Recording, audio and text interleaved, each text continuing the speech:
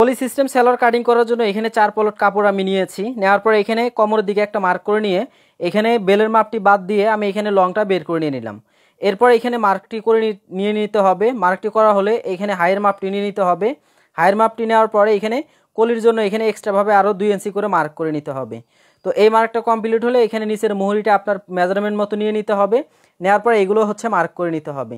তো এই যে এখান থেকে মার্ক করে এখানে এক্সট্রাভাবে আমরা আরও 1/2 ইঞ্চি বা 1 ইঞ্চি নিয়ে নিব। নেওয়ার পরে এই পার্টটা কাটিং করে নিয়ে নিব। তো এটা কাটিং করা হলে আমরা হচ্ছে আমাদের বেলের পার্টটি কাটিং করে নিয়ে নিব। তারপর কলিটা আমরা বের করে নিয়ে নিব। এখানে 1 ইঞ্চি করে আমি বাদ দিয়ে নিচ্ছি এলাস্টিকের জন্য।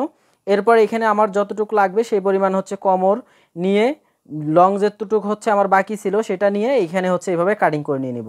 তো এখানে আমার বেলটা কাটিং করা কমপ্লিট। এখানে 4 পলট কাপড় আছে, 2 পলট সরিয়ে নেওয়ার পর এই যে এদিকে হচ্ছে ভাঁজ করে আমাদের এখানে কলিটা সেট করতে হবে।